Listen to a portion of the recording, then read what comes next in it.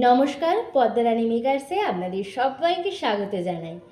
কলেজের প্রজেক্টের জন্য নিজের হাতে আমি কয়েকটা পেজ তৈরি করেছিলাম। তো আজকে তার হচ্ছে লাস্ট ভিডিও। আপনাদের কাছে আমি এমনি ভিডিও শেয়ার করব সেটা না, মানে এই কলেজের প্রজেক্টের যে পেজগুলো তৈরি করেছিলাম তারই আজকে লাস্ট ভিডিও।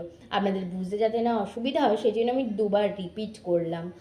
তো যাই হোক, তো এই পেজগুলো আমি কেন তৈরি করেছি তার কনসেপ্টটা আমি আপনাদের বলি। প্রথমত, এই পেজগুলো একটা করার কারণ হচ্ছে, টপিক তো একটাই ছিল আমাদের।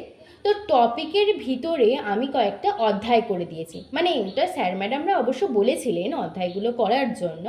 তো অধ্যায়গুলো শুরু হওয়ার আগে অ্যালার্ট করা বা একটু হাইলাইট করার জন্য আমি এই পেজগুলো করেছি।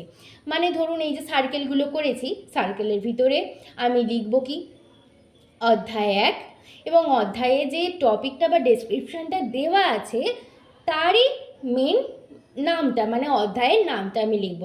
তারপরে পেজে মানে তারপরে অনেকটা লেখা হবে। আবার যেখানে অধ্যায় 2 শুরু হবে সেখানে আমি লিখব এই সার্কেলটার মধ্যেই অধ্যায় 2 বলে অধ্যায়ের যে নামটা আছে, বা তারপরে আবার ডেসক্রিপশন।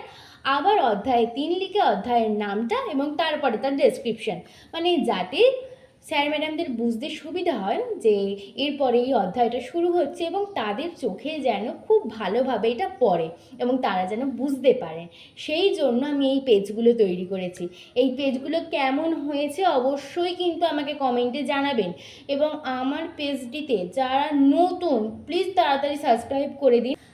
আমার ভিডিও যদি আপনাদের ভালো লাগে অবশ্যই একটি করে লাইক করে দেবেন, এবং আমার ভিডিওগুলি নতুনত্ব একটু করার জন্য এবং নতুন নতুন আইডিয়া দেওয়ার জন্য কিন্তু অবশ্যই আমাকে কমেন্ট করবেন। তাহলে আজকের জন্য টাটা।